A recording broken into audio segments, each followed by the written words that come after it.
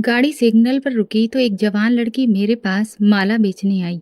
हाथ जोड़कर बोली, भैया माला ले लो, अम्मा बाबूजी के लिए खाना लेना है। मैंने उसे ऊपर से नीचे तक देखा और कहा, मैं तुम्हारी सारी माला दुगने पैसे में खरीद लूंगा, बस कुछ देर के लिए मेरे साथ चलो। वो लड़की मेरे साथ सामने वाली सीट पर बैठ गई। मैंने फटाफट गाड़ी लॉक की और स्पीड में गाड़ी एक सुनसान जगह ले गया। वहां जाकर मैं उसकी इज्जत से खेलने लगा। वो लड़की चीखने लगी, भैया ऐसा पाप मत करो, मुझे छोड़ दो। लेकिन मुझे उस पर कोई दया नहीं आई। जब मन भर गया तो मैंने जेब से पैसे निकाले और उसकी मुट्ठी में थमाकर उसे उसके घर के पास उतार दिया और मैं आगे बढ़ गया। लेकिन वो अपना बैग गाड़ी में ही भूल गई। मैं जब बैग वापस देने गया तो उसके घर में बैठी औरत को देखकर मेरी सांस अटक गई, क्योंकि वो तो मेरी ही। तभी मेरा फोन लगातार बजने लगा। स्क्रीन पर सीमा का नाम चमक रहा था। मेरे माथे पर शिकन आ गई। ये लड़की तो मेरी जिंदगी को जहन्नुम बनाने पर तुली थी। मैंने हाथ में पकड़ी चाय का कप टेबल पर रखा और फोन उठा लिया। दिल कर रहा था इसका नंबर ही ब्लॉक कर दूं, लेकिन मैं जानना चाहता था अब और क्या बाकी है इसके पास कहने को। क्या प्रॉब्लम है तुम्हारी? मैंने फोन उठाते ही चिढ़कर कहा, तुम्हें अच्छे से पता है ना मैं इस वक्त ऑफिस में होता हूँ, फिर बार बार कॉल क्यों कर रही हो? मेरी सख्त आवाज पर एक पल को चुप्पी छा गई। फिर वो धीरे से बोली, अब तो तुम हर वक्त ही बिजी रहते हो, फिर मैं कब बात करूं? ऐसी भी क्या जरूरी बात है? जल्दी बोलो, मीटिंग में जाना है मुझे। कुछ खास नहीं, बस ये बताना था कि मेरे पास तुम्हारे लिए एक खबर है, इसलिए तुमसे मिलना चाहती थी। उसकी बात सुनकर मैं हल्का सा हंसा। देखो सीमा, मुझे तुमसे मिलने में कोई दिलचस्पी नहीं है और ना ही वक्त है। मेरी बात सुनकर वो खुद को रोक नहीं पाई और फोन पर ही फट पड़ी। तुम तो कहते थे मुझसे बहुत प्यार करते हो, अब ऐसे बात कर रहे हो जैसे मैं कोई गैर हूँ और जबरदस्ती पीछे पड़ी हूँ। उसकी आवाज में दर्द और मायूसी साफ झलक रही थी। मैंने लंबी सांस ली और कहा, देखो सीमा, इसे ही पीछे पड़ना कहते हैं। मैं पहले ही कह चुका हूँ कि अब तुम्हारे साथ कोई रिश्ता नहीं रखना चाहता। मैं अपनी जिंदगी में खुश हूँ और तुम भी अपना दूसरा रास्ता देखो। और जो तुम कहते थे कि बिना मेरे रह नहीं सकते, वो सब झूठ था, धोखा था। तुम जो समझना चाहो समझो, लेकिन अब मुझे आज के बाद फोन मत करना। मैंने कॉल काट दी। उम्मीद थी कि अब वो समझ गई होगी और आगे से परेशान नहीं करेगी। ये सोचकर मुझे दिल में थोड़ी राहत महसूस हुई। मेरी जिंदगी से सीमा का किस्सा हमेशा के लिए खत्म हो चुका था। मेरा नाम अरमान है। मैंने एक अच्छे और अमीर घर में आंखें खोली। मेरे पापा का अपना बिजनेस था। मेरी माँ पढ़ी लिखी थी और कॉलेज में पढ़ाती थी। घर में पैसों की कोई कमी नहीं थी। मैं अपने माँ पापा का इकलौता और बहुत दुलारा बेटा था। इकलौता होने की वजह से पापा और माँ ने मेरी हर खुशी पूरी की। पापा अपने काम में इतने बिजी रहते थे कि ज्यादातर समय वो शहर से बाहर ही रहते, इसीलिए घर में उनका रहना बहुत कम होता था। पापा मुझसे बहुत प्यार करते थे। उन्होंने मुझे शहर के सबसे अच्छे स्कूल में दाखिला दिलवाया, मेरी हर डिमांड पूरी करते थे। मैं पढ़ाई में भी अच्छा था और हर क्लास में अच्छे नंबर लाता था। ये कहा जा सकता है कि मैं एक सीधा साधा और समझदार बच्चा था। माँ अक्सर मेरे साथ घर पर रहती थी। उनका कॉलेज जाने का टाइम ऐसा था कि जब मैं स्कूल जाता तब वो कॉलेज जाती और जब मैं स्कूल से लौटता तब तक वो घर आ जाती। कभी कभी ही उन्हें किसी काम से देर होती थी। वैसे घर में नौकर चाकर होते ही थे तो कोई दिक्कत नहीं थी। मेरी माँ बहुत अच्छी थी। उन्होंने हमेशा मुझे प्यार भी दिया और मेरी परवरिश में भी कोई कमी नहीं रखी। हाँ, उनका गुस्सा थोड़ा तेज था। शायद कॉलेज में पढ़ाने की वजह से उन्हें आदत थी सख्ती करने की। फिर भी वो एक जिम्मेदार और समझदार माँ थी। इतनी सारी सुख सुविधाओं के बावजूद मेरी जिंदगी में एक बहुत बड़ी कमी थी, मेरे माँ पापा के रोज रोज के झगड़े। इन झगड़ों ने मेरा मानसिक सुकून पूरी तरह से छीन लिया था। मुझे समझ नहीं आता था कि जब सब कुछ था हमारे पास तो फिर ये झगड़े क्यों होते थे। पापा और माँ कभी भी एक दूसरे के साथ खुश नहीं दिखे। ऐसा लगता था जैसे वो किसी मजबूरी में ये रिश्ता निभा रहे हों, और वो मजबूरी शायद मैं था। दोनों ही मुझसे बहुत प्यार करते थे, लेकिन एक दूसरे से जैसे नफरत करते थे, सिर्फ मेरी वजह से। शायद वो साथ रह रहे थे। मैं अक्सर सोचता था कि मेरे पापा और माँ में वो प्यार क्यों नहीं जो बाकी दोस्तों के माँ बाप में होता है। मैं अपने दोस्तों और क्लासमेट्स से सुनता कि उनके माँ पापा साथ में घूमने जाते हैं, शॉपिंग करते हैं, एक दूसरे का ख्याल रखते हैं, जबकि मेरे घर में तो हमेशा लड़ाई होती थी। मेरे माँ पापा तो जैसे एक दूसरे के दुश्मन थे। मैंने बचपन से उन्हें लड़ते झगड़ते ही देखा था। हर झगड़े के बाद मैं सोचता, शायद पापा माँ से शादी नहीं करना चाहते थे, शायद वो किसी और को पसंद करते थे। लेकिन माँ में तो कोई कमी ही नहीं थी। वो खूबसूरत थी, पढ़ी लिखी थी, अच्छे खानदान की थी, फिर भी पापा को वो पसंद नहीं थी। समय के साथ दोनों के झगड़े थोड़े कम हो गए थे।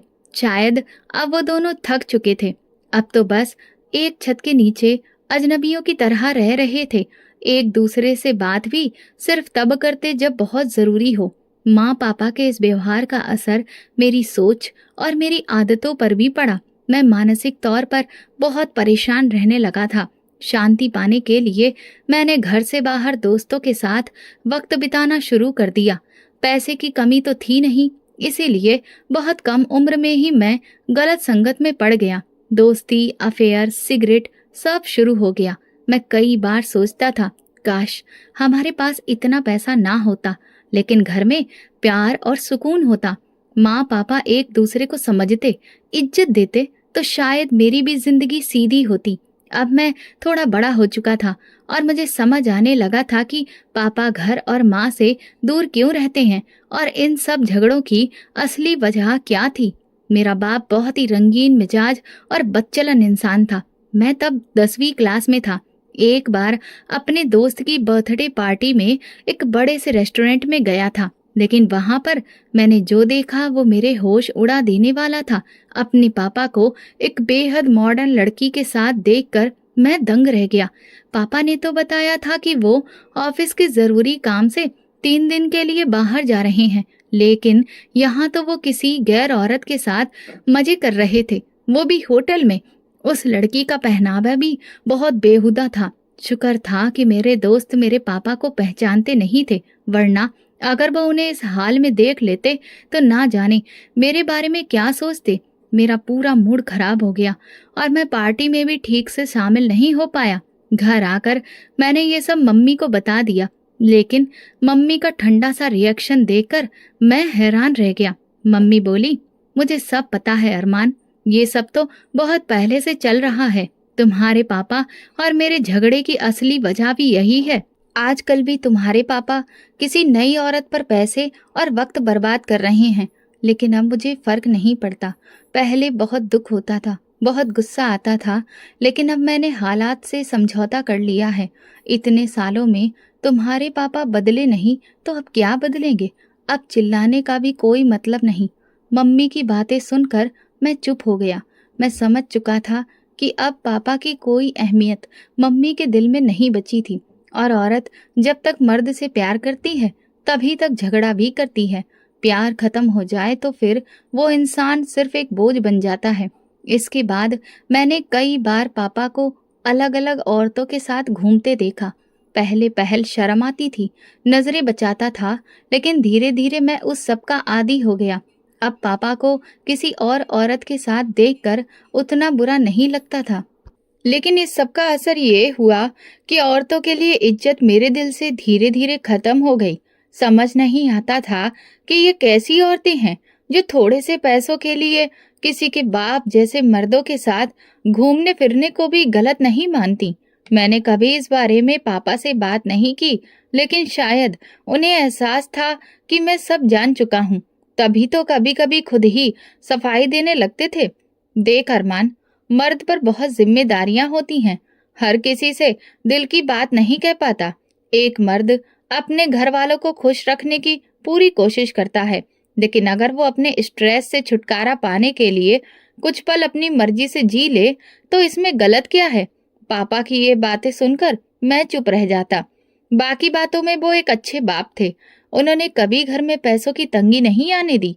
हर वक्त जरूरत का पैसा घर में मौजूद रहता था।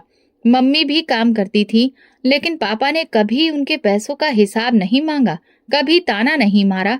वो बहुत खुले हाथों से खर्च करने वाले इंसान थे, लेकिन अच्छे पति नहीं बन पाए।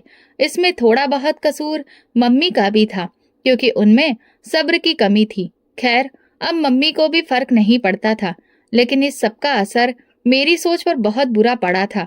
मैंने ठान लिया था कि मैं कभी शादी नहीं करूंगा। समय बीतता गया और मैं बड़ा हो गया। पापा चाहते थे कि मैं विदेश जाकर पढ़ाई करूं, लेकिन घर के लड़ाई झगड़े और दोस्तों की संगत ने पढ़ाई से मेरा मन हटा दिया था। मैंने अपने शहर की यूनिवर्सिटी में एडमिशन ले लिया। आखिर में तो मुझे पापा का बिजनेस ही संभालना था, इसलिए ज्यादा पढ़ने का भी क्या फायदा। यूनिवर्सिटी मैंने पढ़ाई के लिए नहीं, बल्कि दोस्त और लड़कियों के साथ टाइम पास के लिए ज्वाइन की थी।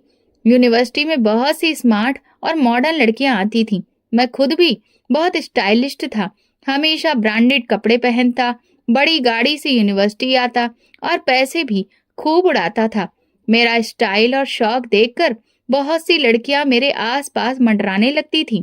जो लड़की पसंद आती उससे दोस्ती कर लेता, उसे घुमाता फिराता, महंगे होटल में खाना खिलाता, तोहफे देता और कुछ ही वक्त में वो लड़की मेरी हो जाती।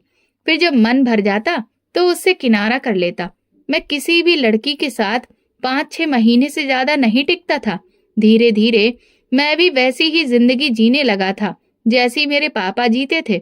उस वक्त मुझे पापा की हरकतें शर्मनाक लगती थीं, लेकिन अब खुद वही सब करके मैं खुद को बहलाने लगा था। जैसे पापा मुझे सफाई देते थे, वैसे ही अब मैं खुद को तसल्ली देने लगा था। सोचता था कि मैं किसी को धोखा नहीं दे रहा, ना ही जबरदस्ती कर रहा हूँ। जो लड़कियां खुद मेरी तरफ आती हैं, मैं उन्हें मना भी नहीं करता, बल्कि बदले में दिल खोलकर खर्च करता हूँ। यूनिवर्सिटी में सभी को पता था कि मैं लड़कियों से सिर्फ टाइम पास के लिए दोस्ती करता हूँ। इस वजह से मेरी पहचान भी ऐसी ही बन गई थी। वहीं लड़कियां मेरी तरफ आती थी जिन्हें सिर्फ शौक पूरा करना होता था या कुछ फायदा चाहिए होता था, और बदले में मैं भी उनसे अपना मतलब निकाल लेता था। मुझे किसी भी लड़की के साथ ज्यादा वक्त बिताना पसंद नहीं था। मैं उन्हें एक टिश्यू पेपर की तरह इस्तेमाल करता और फिर छोड़ देता। आज तक किसी लड़की ने मेरे खिलाफ कुछ नहीं कहा, क्योंकि बोलती तो बदनाम खुद होती। इसलिए जब मैं किसी को छोड़ता, वो भी चुपचाप दूर हो जाती। लेकिन सीमा, वो एक अलग ही किस्म की लड़की थी। पहली बार कोई लड़की थी जो मुझे लेकर बहुत ज्यादा संजीदा हो गई थी। वो रिसर्च के सिलसिले में कुछ दिनों के लिए हमारे शहर की यूनिवर्सिटी में आई थी। टीचर्स ने उसे हमारे ग्रुप में शामिल कर दिया, क्योंकि हमारा ग्रुप यूनिवर्सिटी में सबसे ज्यादा एक्टिव और घुमक्कड़ था, तो हम ही उसे हर जगह लेकर जाते थे। यूं बहुत जल्दी मेरी और उसकी बातें होने लगी थी। वो कहीं भी जाती तो मुझे अपने साथ ले जाना चाहती थी। काम के बाद मैं अक्सर उसे खाने पीने के लिए ले जाता, कभी शहर की मशहूर जगह दिखाता, तो कभी हम लंबी ड्राइव पर निकल जाते। वो बड़े दिलचस्पी से मेरा शहर देखती और मैं अपनी आदत के मुताबिक उसकी तारीफ करता, उसकी खूबसूरती की बातें करता। मैं कई बार उसे कह चुका था कि मुझे वो बहुत पसंद है। वो मेरी तारीफों और इस इजहार से बहुत खुश होती थी। मुझे पूरा भरोसा था कि मैं अपनी मीठी बातों से सीमा को जल्दी ही अपने झांसे में ले लूंगा। एक दिन जब हम गाड़ी में बैठे थे तो मैं बहक गया और उसका हाथ पकड़ लिया। वो मेरी इस हरकत से हैरान रह गई। उसने झट से मेरा हाथ झटक दिया और बोली कि वो कोई वैसी लड़की नहीं है, बल्कि एक सच्चरित्र और संस्कारी लड़की है। अगर इतनी ही संस्कारी हो तो मेरे साथ अकेले क्यों घूमती हो? मैंने पूछा। क्योंकि मैं तुमसे प्यार करती हूँ, लेकिन प्यार का मतलब ये नहीं कि मैं अपनी मर्यादा भूल जाऊं। अगर तुम मुझे छूना चाहते हो तो पहले मुझसे शादी करनी होगी, तभी तुम्हारी चाहत पूरी हो सकती है। उसकी ये बात सुनकर मैं चौंक गया था। मैंने उसके साथ भी वही सोचकर दोस्ती की थी जैसे बाकी लड़कियों के साथ करता था, सिर्फ टाइम पास के लिए। लेकिन ना जाने उसने मेरी दोस्ती को क्या समझ लिया था। अब वो मुझसे शादी के सपने देखने लगी थी। वो मुझ पर हक जताने लगी थी। उसे ये मंजूर नहीं था कि मैं किसी और लड़की से बात करूं। वो चाहती थी कि मैं सिर्फ उसी का ही होकर रहूं। कुछ वक्त तक मैंने उसके रवैये को झेला। फिर एक दिन मैंने उसे साफ साफ बोल दिया, देखो सीमा, यूनिवर्सिटी में मेरी बहुत सारी लड़कियों से दोस्ती है और यूनिवर्सिटी के बाहर भी। मैं अपनी जिंदगी में किसी की दखल अंदाजी पसंद नहीं करता। उसने गुस्से से पूछा, तो मेरी हैसियत भी तुम्हारी लाइफ में बस एक दोस्त जितनी है? मैंने कहा, बिल्कुल, तुम भी बाकी सब जैसी हो। वो बोली, पर मैं तो तुम्हें दिल से चाहती हूँ। मैंने तो तुम्हें एक दोस्त से बढ़कर समझा। मैं तुमसे सच्चा प्यार करने लगी हूँ। मैंने जवाब दिया, ये सब क्या बोल रही हो? मुझे ना प्यार पर भरोसा है और ना ही मैंने कभी किसी से प्यार किया है। वो बोली, नहीं किया तो अब कर लो। मैं तुमसे बहुत प्यार करती हूँ। मेरी मोहब्बत को क्यों नहीं अपनाते? मैंने कहा, मैंने तो तुमसे कभी नहीं कहा था कि मुझसे प्यार करो। ये तुम्हारा अपना फैसला था। लेकिन अब मुझसे किसी भी तरह की उम्मीद मत रखना, क्योंकि मेरे दिल में तुम्हारे लिए वैसा कोई जज्बा नहीं है। वो बोली, लेकिन तुमने तो कई बार कहा था कि मैं तुम्हें अच्छी लगती हूँ, तुम्हें पसंद हूँ। फिर मेरे साथ इतना वक्त बिताना, मेरी तारीफें करना, ये सब क्या था? क्या वो प्यार नहीं था? मैंने चिढ़कर कहा, अरे सीमा, तुम भी जानती हो कि हमारी सोसाइटी में ये सब नॉर्मल बातें हैं। तुमने इसे प्यार समझ लिया तो इसमें मेरी गलती नहीं है। मेरा मूड बहुत खराब हो चुका था। मैंने गुस्से में कहा, अब प्लीज मुझसे दोबारा मिलने की कोशिश मत करना, और मैं वहां से चला गया। लेकिन सीमा ने मेरा पीछा नहीं छोड़ा। हर दूसरे दिन उसकी कॉल आ जाती। मैं कॉल नहीं उठाता तो वो यूनिवर्सिटी चली आती। न जाने वो कैसी जिद्दी लड़की थी जो पीछे ही नहीं हटती थी। मैं उससे पूरी तरह से तंग आ गया था। एक दिन उसने फिर पूछा, तो क्या मैं ये समझूं कि तुम मेरे साथ सिर्फ टाइम पास कर रहे थे? मैंने सख्त लहजे में कहा, जो समझना है समझ लो। मुझे तुम्हारी सोच से कोई फर्क नहीं पड़ता। मेरी यूनिवर्सिटी की पढ़ाई खत्म होने वाली थी। माँ चाहती थी कि मैं अब शादी कर लूं। आजकल वो इसी बात को लेकर बार बार कह रही थी। उन्होंने मुझे कई लड़कियों की फोटो भी दिखाई थी और चाहती थी कि मैं उनमें से किसी को पसंद कर लूं। लेकिन मुझे शादी का नाम सुनते ही चिढ़ होने लगती थी। जब बिना शादी के भी मेरी सारी इच्छाएं पूरी हो सकती थीं, तो फिर शादी करके क्यों अपनी आजादी खत्म करूं? ना मुझे बीवी की पाबंदियां चाहिए थीं और ना ही हर दिन झगड़े करने वाली जिंदगी। मैंने माँ से साफ साफ कह दिया कि मैं कभी शादी नहीं करूंगा। मेरी बात सुनकर वो मुझे हैरानी से देखने लगी और बोली, ये क्या बेकार बात है? शादी तो हर किसी की होती है। तुम क्या दुनिया से अलग हो? और अच्छे जीवन के लिए शादी जरूरी होती है। मैंने कहा, मम्मी, कैसा अच्छा जीवन? शादी के बाद तो चैन सुकून खत्म हो जाता है। मैं बहुत खुश हूँ अपनी आजाद जिंदगी में। मैं आप और पापा की तरह नहीं जीना चाहता। मेरी बात सुनकर माँ थोड़ी देर चुप रही, फिर बोली, बेटा ऐसा मत सोचो। भगवान न करे कि तुम्हारी जिंदगी वैसी हो जैसी हमारी रही। वैसे भी तुम्हारे पापा और मेरे हालात अलग थे।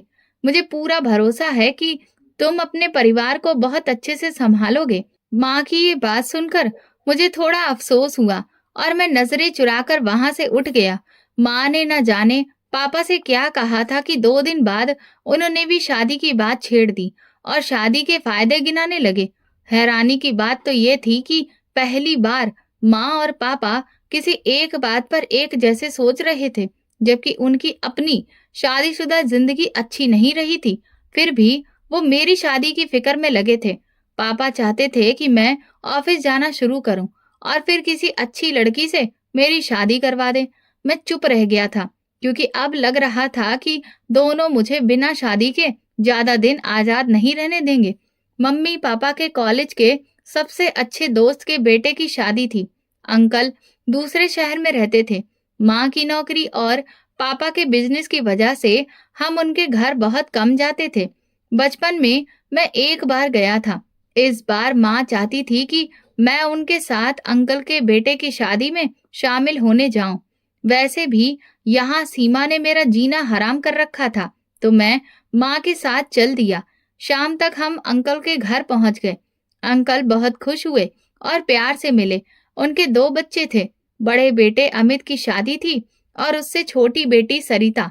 मैं तो माँ के साथ आ गया था, लेकिन अब पछता रहा था। ये छोटा सा शहर मुझे बिल्कुल भी पसंद नहीं आ रहा था और रिश्तेदारों से मिलकर तो मेरी हालत ही खराब हो रही थी। तभी सरिता चाय लेकर कमरे में आई। मैंने उसे देखा तो देखता ही रह गया। वो बेहद खूबसूरत और मासूम लग रही थी। उसके चेहरे पर एक अलग ही चमक थी। उसे देखते ही मेरे मन में एक शरारती ख्याल आ गया था। लगा कि अगर सरिता साथ हो तो यहाँ का वक्त आसानी से कट जाएगा, वरना तो ये रिश्तेदारों की भीड़ मुझे पागल कर देती। मैं सरिता से बात करना चाहता था, लेकिन वो कभी अकेले मिलती ही नहीं थी। उसे देखकर मेरे मन में शादी का ख्याल नहीं आया था। बस इतना था कि उससे दोस्ती करके कुछ अच्छा वक्त बिताया जा सकता है। मैं इतना गिर चुका था कि अपने पेरेंट्स के दोस्त की बेटी को भी अपने मतलब के लिए इस्तेमाल करना चाहता था। मुझे पूरा भरोसा था कि जैसे बाकी लड़कियां मेरी बातों में आ जाती थीं, वैसे ही सरिता भी जल्दी ही मेरी तरफ खिंच जाएगी। लेकिन ये मेरी गलतफहमी थी। सरिता बहुत मजबूत सोच वाली लड़की थी। एक दो बार मैंने उसकी खूबसूरती की तारीफ की तो वो थोड़ा झेंप गई और तुरंत वहां से चली गई। मैं उसके मन में अपने लिए क्या सोच है ये जानना चाहता था, लेकिन वो मेरी किसी भी बात का जवाब नहीं देती थी। मैं अक्सर उसके साथ इधर उधर की बातें करने लगता तो वो चुपचाप कमरे से बाहर निकल जाती। लेकिन मुझे तो ये समझ ही नहीं आ रहा था कि वो क्या महसूस कर रही है। मुझे लगा इस तरह तो मैं वापस चला जाऊंगा और उससे बात करने का मौका ही नहीं मिलेगा। यही सोचकर मैंने तय किया कि अब उससे खुलकर बात कर लेनी चाहिए। एक दिन वो अकेली किचन में काम कर रही थी। मैंने मौका देखकर सीधे बोल दिया कि मुझे वो पसंद है और मैं उसके साथ दोस्ती करना चाहता हूँ। मैंने ये भी कहा कि देखो, हम एक ही उम्र के हैं, तो थोड़ी बहुत बातचीत या दोस्ती में कोई दिक्कत नहीं है और अगर वो चाहे तो हम इस रिश्ते को थोड़ा आगे बढ़ा भी सकते हैं। मैंने कहा तुम सोच लो और फिर बताना। मुझे लगा था कि सरिता मुझ जैसे लड़के को ना नहीं कहेगी, लेकिन जो हुआ वो मेरी सोच से बिल्कुल अलग था। मेरे कहे का मतलब कुछ और था, लेकिन वो बहुत मासूम थी। उसने मेरी बात को अलग ही समझ लिया। उसे लगा कि मैं उससे शादी की बात कर रहा हूँ। मैंने तो ऐसा कुछ नहीं कहा था कि मैं उससे शादी करना चाहता हूँ, लेकिन उसने समझ लिया कि मैंने उसे प्रपोज किया है और जवाब सोच कर देने को कहा है। अब वो जवाब क्या देती? उसने ये बात अपनी माँ को बता दी और उसकी माँ ने ये बात अपने पति को बताई और फिर अंकल के जरिए ये बात मेरी माँ तक भी पहुंच गई। माँ तो खुशी से झूम उठी। उन्होंने आकर मुझे गले लगा लिया और प्यार से मेरा माथा चूम लिया। मैं थोड़ा हैरान था कि माँ को अचानक क्या हो गया है। क्या हुआ माँ? आज इतना प्यार क्यों बरस रहा है? अरे, मुझे आज इतनी बड़ी खुशखबरी जो मिली है। सरिता तो मुझे पहले से ही बहुत पसंद थी। मैं तो कब से चाह रही थी कि उसे अपनी बहू बनाऊं, लेकिन तेरी वजह से कुछ कह नहीं रही थी। लेकिन अब तूने खुद उससे शादी करने का फैसला कर लिया तो मेरी मुराद पूरी हो गई। माँ की बात सुनकर मैं एकदम चुप हो गया। मैंने कब कहा था कि मैं सरिता से शादी करना चाहता हूँ? मैं तो बस कुछ वक्त यहाँ गुजारना चाहता था, फिर वो अपने रास्ते और मैं अपने रास्ते। लेकिन पता नहीं उसने क्या समझा कि पूरे परिवार में ये बात फैला दी कि मैंने शादी के लिए कहा है। अब तो हर कोई बधाइयां दे रहा था। मेरे कहे रिश्ता आगे बढ़ाने से उसने यही मतलब निकाला कि मैं उससे शादी करना चाहता हूँ। मैं खुद को ही कोसने लगा कि मैंने ऐसा क्यों कहा। गलती उसकी नहीं थी, मेरी ही थी कि कुछ ही दिनों में खुद पर कंट्रोल नहीं रख पाया और एक खूबसूरत लड़की को देखकर बहक गया। अब कुछ किया भी नहीं जा सकता था। अब पीछे हटने का मतलब पूरे परिवार में बदनाम होना था। माँ तो मुझे एक सीधा साधा और शरीफ लड़का समझती थी। उन्हें क्या पता था कि मैं भी अपने पापा की तरह ही निकला, जो बाहर कुछ और होते हैं और घर में कुछ और।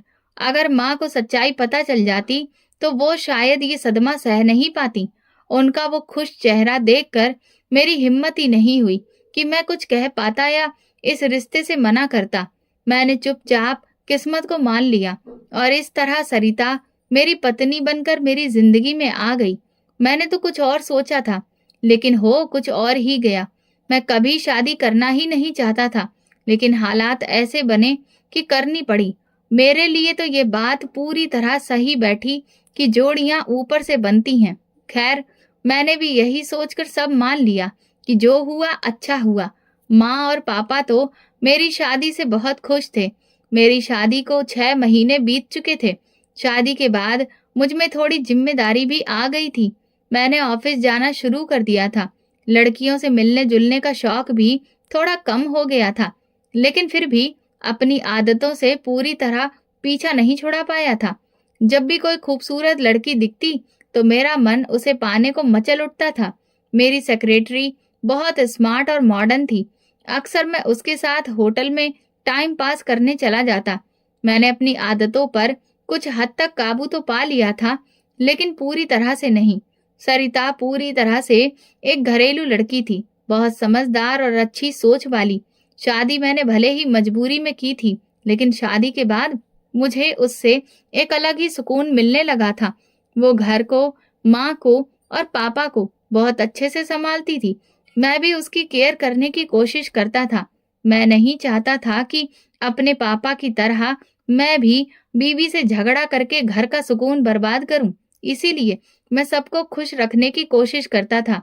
बाहर चाहे जैसे भी रहूं, लेकिन घर में मैं एक जिम्मेदार पति बन गया था। शादी को 1 साल हुआ तो भगवान ने मुझे एक प्यारी सी बेटी दी। माँ ने उसका नाम हिमानी रखा। मैं जब अपनी छोटी सी बेटी को देखता तो खुशी और हैरानी में डूब जाता। वो कितनी प्यारी और मासूम थी। मुझे अपनी बेटी से बेहद प्यार हो गया था। हिमानी के जन्म के बाद जैसे मेरे अंदर सब कुछ बदलने लगा। मेरा मन जल्दी घर जाने को करता और ऑफिस से सीधा घर आ जाता। जैसे ही वो मेरी आवाज सुनती, गोद में आने को मचलने लगती। मैं उसे गोद में उठा लेता और उसके साथ खेलने लगता। हिमानी 2 साल की हुई तो भगवान ने मुझे दूसरी बेटी पूजा से नवाजा था। पूजा भी हिमानी की तरह बहुत प्यारी थी, लेकिन ना जाने क्यों दूसरी बेटी के जन्म पर मैं अंदर से थोड़ा बेचैन सा हो गया था। मैंने अपनी पूरी जिंदगी में लड़कियों को एक इस्तेमाल की चीज से ज्यादा कभी नहीं समझा था। अब मेरी खुद की बेटियां थीं, जो एक दिन बड़ी होंगी। अगर उन्हें भी मेरे जैसा आदमी मिल गया तो नहीं, मैं अपनी बेटियों की पूरी तरह से सुरक्षा करूंगा। उन्हें कभी किसी के बहकावे में नहीं आने दूंगा। पता नहीं मैं आजकल ऐसा क्यों सोचने लगा था। उस दिन मैं ऑफिस से थोड़ा जल्दी घर आ गया था, लेकिन जब ड्राइंग रूम में सरिता को सीमा के साथ बैठे देखा तो मेरी तो जैसे सांसें ही अटक गईं। मैं वहीं दरवाजे पर रुक गया। अरे, आप आज जल्दी आ गए। ये मेरी दोस्त सीमा है। बैठिए, मैं चाय लेकर आती हूँ। सरिता किचन में चली गई। सीमा, तुम यहाँ क्यों आई हो? मैं सरिता से मिलने आई हूँ। शायद तुम्हें पता नहीं है कि वो मेरी बहुत पुरानी दोस्त है और मैं इसी शहर में रहती हूँ। शादी के बाद कुछ साल के लिए बाहर चली गई थी तो मिल नहीं पाई। अब वापस आई हूँ तो मिलने चली आई। क्या तुम्हें पता था कि सरिता की शादी मुझसे हुई है? हाँ, उसने शादी की फोटोज भेजी थी और मुझे पता चल गया था। तो अब मेरे घर आकर बवाल करने आई हो? मैंने कड़ाई से कहा, मुझे किसी बवाल में कोई दिलचस्पी नहीं है। मैं अपने पति के साथ खुश हूँ और जो कभी तुम्हारे लिए दिल में बेवकूफी से कुछ महसूस किया था, अब उस पर सिर्फ अफसोस है। उस वक्त मैं बहुत छोटी और नासमझ थी, वरना तुम्हारे जैसे आदमी से प्यार कोई पागल ही कर सकता है। जो हरकतें तुम पहले करते रहे हो, उनका बदला तो तुम्हारे कर्म ही देंगे। और अब तो तुम्हारी 2 बेटियां हैं। उम्मीद है अब तो तुम्हें अकल आ गई होगी। सरिता चाय लेकर आ गई थी। मैं कुछ बोले बिना अपने कमरे में चला गया। मुझे सीमा पर बहुत गुस्सा आ रहा था। वो कौन होती है, मेरी बेटियों का नाम लेने वाली? क्या समझती है खुद को? कहीं वो सरिता को मेरे पुराने गिरे हुए कामों के बारे में न बता दे। बस यही डर सता रहा था। लेकिन शायद उसने कुछ नहीं कहा, क्योंकि उसके जाने के बाद सरिता एकदम सामान्य थी। कुछ समय बाद सीमा अपने पति के पास दुबई लौट गई तो मैंने चैन की सांस ली। समय गुजरता गया। हमारी शादी को अब 5 साल हो चुके थे। इन 5 सालों में सरिता ने मुझे पूरी तरह से अपने प्यार और सेवा से बांध लिया था। घर में नौकर होते हुए भी मेरा हर काम वो खुद करती थी। अगर वो आंखों के सामने ना हो तो मुझे बेचैनी होने लगती थी। नौकरों के हाथ का खाना या चाय मुझे अच्छा नहीं लगता था। बच्चियां अब स्कूल जाने लगी थीं और बड़ी हो रही थीं। सरिता उन्हें बहुत अच्छे से संभाल रही थी। वो ना सिर्फ पढ़ाई का ध्यान रखती थी, बल्कि पूजा पाठ और अच्छे संस्कार भी सिखा रही थी। सरिता खुद ही उन्हें ड्राइवर के साथ स्कूल छोड़ने और लेने जाती थी। मैंने कहा, तुम्हें खुद जाने की क्या जरूरत है? ड्राइवर है ना, भरोसेमंद है। आजकल की दुनिया पर भरोसा करना बेवकूफी है। मैं अपनी बेटियों को किसी पर नहीं छोड़ सकती। उसके जवाब पर मैं चुप रह गया। शायद वो सही कह रही थी। इसी बीच ऑफिस में एक नई लड़की रीमा नौकरी पर आई थी। बहुत मॉडर्न और चालाक थी। कुछ ही दिनों में उसने मुझे अपने झूठे आकर्षण में फंसा लिया था। अब तो मेरी रातें उसी के साथ बीतती थीं। एक शाम उसे मैं मॉल लेके गया था। उसका हाथ पकड़कर उसे ब्रेसलेट पहना रहा था। तभी मैंने सामने देखा कि सरिता अपनी दोनों बेटियों के साथ खड़ी थी। मेरे तो होश उड़ गए। सरिता ने मुझे देखा और तुरंत अपनी बच्चियों को लेकर दूसरी तरफ चली गई। शुक्र था कि बच्चियों ने मुझे नहीं देखा था। वो तो कपड़े और गहने देखने में लगी थी। मुझे याद आया कि सरिता कई बार कह चुकी थी कि बच्चियों को शॉपिंग कराने ले चलो, लेकिन मैंने टाल दिया था क्योंकि इन दिनों मैं तो सिर्फ रीमा में उलझा हुआ था। और अब सरिता खुद ही बच्चियों को लेकर मॉल आ गई थी और मुझे देख भी लिया था, लेकिन उसने कोई हंगामा नहीं किया। मैं सीधा रीमा को छोड़कर घर चला आया। सरिता नाराज थी। देखो, रीमा हमारे बिजनेस के लिए जरूरी है। उसकी पहचान बड़ी बड़ी कंपनियों में है। उसी की वजह से हमें एक बड़ा कॉन्ट्रैक्ट मिलने वाला है और इसलिए उसे गिफ्ट देना पड़ा और मॉल ले जाना पड़ा। कौन सा नया कारोबार शुरू कर लिया है आपने? अरे, वही पुराना बिजनेस है। तो फिर इन लड़कियों की जरूरत क्या है? आपकी कंपनी की एक इज्जत है। क्या सोचती हैं आपकी बेटियां अगर उन्होंने आपको उसके साथ देख लिया होता? उसकी बात पर मैंने हामी भर दी। तुम सही कह रही हो। अब आगे से मैं उससे कोई फायदा नहीं लूंगा। उसका ट्रांसफर करवा दूंगा। किसी तरह मैंने सरिता को मना लिया था। पता नहीं वो मानी या नहीं, लेकिन उसने कुछ नहीं कहा। अब मुझे बहुत संभल कर चलना होगा। मैंने मन ही मन ठान लिया था। एक दिन ऑफिस से लौटा तो हिमानी सोफे पर बैठी किताब पढ़ रही थी। मैं भी उसके पास बैठ गया। उसने मुझे देखकर पूछा, पापा, ये बदचलन क्या होता है? मैं चौंक गया। क्यों पूछ रही हो? इस किताब में लिखा है कि भगवान ऐसे लोगों को सबसे खराब जगह भेजते हैं और माफ नहीं करते। ये लोग कौन होते हैं पापा? उसकी बात सुनकर मेरे अंदर जैसे कुछ टूट गया। मैं बस उसे देखता रह गया। पापा, अच्छा छोड़ो ये किताब, मेरा बैग रख दो और आप एक गिलास पानी ला दो। ठीक है पापा। वो पानी लेने चली गई। रात को मैंने सरिता से गुस्से में पूछा, ये तुम हिमानी को कैसी किताबें देती हो? वो अभी बहुत छोटी है। वो अभी 10 साल की है और यही उम्र होती है अच्छे बुरे की समझ सिखाने की। अगर बचपन में सही परवरिश ना हो तो बड़े होकर आदमी खुद को नहीं सुधार पाता। उसने मेरी आंखों में सीधे देखकर कहा तो मैंने नजरें फेर ली। क्या कहना चाहती हो तुम? कुछ नहीं। वो अपना तकिया ठीक करने लगी। मतलब तुम मुझे इशारे में बच्चलन कहना चाहती हो? मैंने ऐसा कुछ भी नहीं कहा है। उसने हैरानी से मेरी आंखों में देखा। आप ऐसी बातें क्यों सोच रहे हैं? मैं चुप हो गया। सच तो ये था कि सरिता ने कुछ भी ऐसा नहीं कहा था, लेकिन मेरा ही दिल गुनहगार था। इसीलिए मैं खुद को ही कटघरे में खड़ा कर रहा था। सच तो ये था कि सरिता बहुत ही समझदार लड़की थी। अगर उसे मुझ पर कभी कोई शक हुआ भी था तो उसने कभी इस बात को लेकर मुझसे झगड़ा नहीं किया। शादी के शुरुआती दिनों में जब दोस्तों और रिश्तेदारों के यहाँ दावतें होती थीं, तो बहुत से लोग हंसी मजाक में सरिता से कहते थे कि अरमान को अच्छे से काबू में रखिएगा। भाभी, ये तो बड़ा चालाक है, हर बंधन तोड़ने में माहिर है। फिर सीमा ने भी कुछ न कुछ तो बताया ही होगा। मैं अक्सर रात को देर से घर आता था। सरिता को मेरे बारे में थोड़ी बहुत समझ तो हो ही गई थी। आखिर इतने सालों से वो मेरे साथ थी, लेकिन उसने कभी कोई शिकायत नहीं की, कोई बहस नहीं की। पता नहीं मैं ये सब क्यों सोच रहा था। मैं बिस्तर पर लेट गया और आंखें बंद कर लीं। नींद तो जैसे मेरी आंखों से मीलों दूर थी। हिमानी की बात ने मुझे आज अंदर तक हिला दिया था। मैंने तो कभी इस बारे में नहीं सोचा था कि सही और गलत का हिसाब भी कहीं होगा। न जाने मेरा अंजाम क्या होगा। और अगर किसी दिन मेरी बेटियों को मेरे जैसा आदमी मिल गया तो? नहीं, भगवान ऐसा ना करे। मेरी बेटियां तो बहुत मासूम हैं, उनका कोई कसूर नहीं है। ये सब सोचते सोचते मेरी आंख लग गई। बच्चियों की स्कूल की छुट्टियां थीं। सरिता उन्हें लेकर मायके चली गई थी। मैं बहुत अकेलापन महसूस कर रहा था। रीमा भी नौकरी छोड़ चुकी थी। उसे किसी बड़ी कंपनी में बेहतर काम मिल गया था। सरिता की बात मानकर ही मैंने उसे जाने दिया था। मैं ऑफिस से घर लौट रहा था। सिग्नल पर गाड़ी रोकी तो एक खूबसूरत करीब 15 साल की लड़की मेरे पास आई और बोली, साहब एक माला ले लो, माँ बाप के लिए खाना लेना है। मैंने तुरंत कहा कि मैं तुम्हारी सारी मालाएं खरीद लूंगा और 3 गुना पैसे दूंगा। बस कुछ देर के लिए मेरे साथ गाड़ी में बैठ जाओ। वो फौरन आकर बैठ गई। मैंने जल्दी से गाड़ी लॉक कर दी और चलाने लगा, लेकिन वो घबराई नहीं। उसने माला पकड़ी और जोर से कुछ मंत्र पढ़ने लगी, फिर अपना सिर डैशबोर्ड पर रख दिया। कुछ देर बाद जब उसने सिर उठाया तो मेरी जान जैसे निकल गई। मेरे सामने गाड़ी में हिमानी बैठी थी, मेरी अपनी बेटी हिमानी। मैंने झटके से ब्रेक लगाया।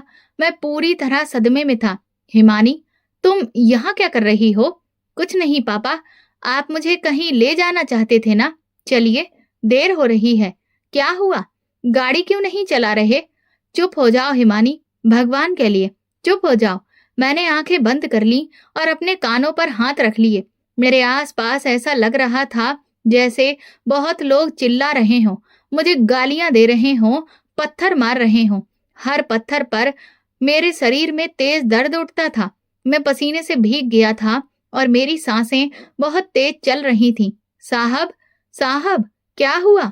हिमानी मेरा हाथ पकड़कर पूछ रही थी। हिमानी, तुम मुझे साहब क्यों कह रही हो बेटा? मैं तुम्हारा पापा हूँ।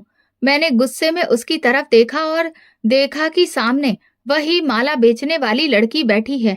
वो हैरानी से मुझे देख रही थी और मुस्कुरा रही थी। क्या हुआ साहब, तबीयत ठीक है? वो बड़े ध्यान से पूछ रही थी, लेकिन उसकी आंखों में कुछ अलग चमक थी। हाँ, मैं ठीक हूँ। चलो, नहीं, कहीं नहीं जाना। मैंने गाड़ी का दरवाजा खोल दिया। रात हो गई है, अब तुम अपने घर जाओ। वो बिना कुछ बोले उतर गई। ये लो पैसे। मैंने पर्स से कई नोट निकालकर उसकी तरफ बढ़ा दिए। नहीं साहब, मुझे इतने पैसे नहीं चाहिए। ये माला रखिए और इसे रोज सुबह शाम जपा कीजिए। उसने माला मेरी तरफ बढ़ाई। भगवान से अपने किए की माफी मांग लीजिए, वरना बहुत पछताओगे। अभी भी समय है। वो मेरे हाथ में रखे नोटों में से 100 रुपए का एक नोट निकाल कर ले गई। शायद उसकी माला की कीमत उतनी ही थी। फिर वो अंधेरे में गायब हो गई। अगर उसे पैसों की जरूरत नहीं थी तो वो गाड़ी में बैठी ही क्यों थी? पता नहीं कैसे मैं गाड़ी चलाकर घर तक पहुंचा था। फिर सीधे मंदिर के सामने जाकर माथा टेक दिया। मैं फूट फूट कर रोने लगा। अपने सारे पापों के लिए भगवान से माफी मांगता रहा। काफी देर तक रोने के बाद जब माथा उठाया तो मन बहुत हल्का महसूस हो रहा था। एक अजीब सी शांति थी। उस दिन के बाद से मैंने खुद को पूरी तरह बदल लिया था, या यूं कहें कि अब मेरे मन में बुराई के लिए कोई जगह ही नहीं बची थी। अपने बीते हुए समय से अब मुझे घिन आती थी। मैं रोज पूजा पाठ करने लगा था और वो माला, वो तो अब हर वक्त मेरे हाथ में रहती थी। जब सरिता वापस आई तो मेरी बदली हुई हालत देखकर हैरान रह गई। आपको क्या हो गया है? उसने हैरानी से पूछा। मैं उसे क्या बताता? मेरी जिंदगी पूरी तरह बदल चुकी थी।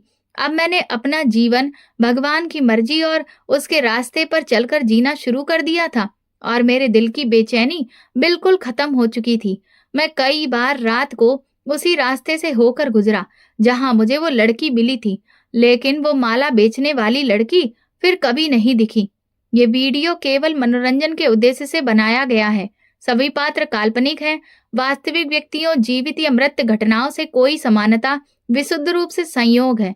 किसी भी व्यक्ति, धर्म या जाति को ठेस पहुंचाने की मंशा नहीं है। तो दोस्तों, अगर आपको हमारी कहानी पसंद आई हो तो कमेंट करके जरूर बताएं। वीडियो को लाइक करें और ज्यादा से ज्यादा शेयर करें। अगर आप चैनल पर नए हैं तो सब्सक्राइब जरूर करें और नोटिफिकेशन बेल दबाएं ताकि अगली अपडेट सबसे पहले आपको मिले। धन्यवाद।